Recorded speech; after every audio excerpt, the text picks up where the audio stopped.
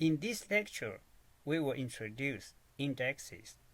There are two types of indexes, clustered and non-clustered. Their file structures are slightly different. We will also talk about routine maintenance with indexes. Indexes can really improve SQL query performance.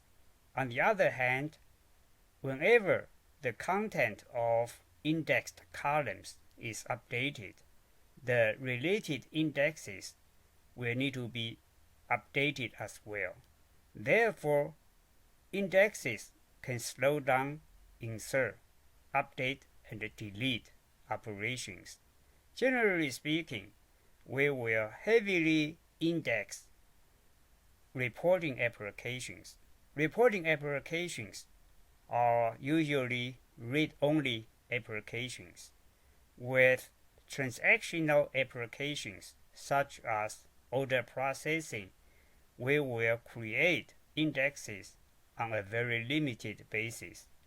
Transactional applications have a lot write operations. This is the data integrity diagram. We use the primary key to enforce entity integrity. We use the primary key and foreign key pair to enforce referential integrity. If the primary key and the foreign key columns are indexed, we get very good system performance. Therefore, indexes can really help us enforce data integrity. There are two types of indexes. Clustered indexes determine the physical storage order of a table. Therefore, there can be only one clustered index for a table.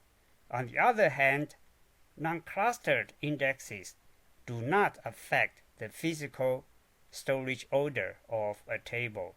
We can have multiple non-clustered indexes on a table. Both types can be either unique or non-unique.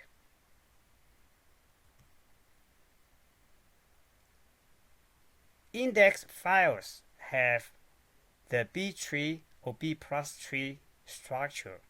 The terms B tree and B plus tree are very often used interchangeably.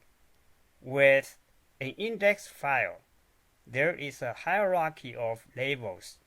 We have root nodes, intermediate nodes, and leaf nodes in the hierarchy. There is only one root label for root nodes. There can be multiple intermediate labels for intermediate nodes, and there is only one leaf label for leaf nodes. In this example, we have only one root label, one intermediate label, and one leaf label. For clustered indexes, we have data in the leaf nodes. It's just like a dictionary. We search alphabetically to reach the content. For non-clustered indexes, we have location pointers in the leaf nodes. It's just like searching in the index of a book. We will find the location where the content is located instead of the content itself.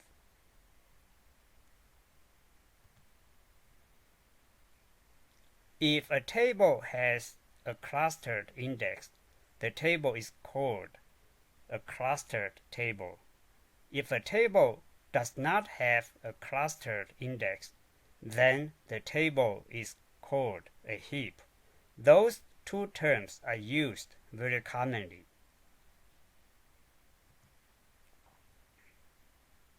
Relational database management systems have a very important component, Query Optimizer.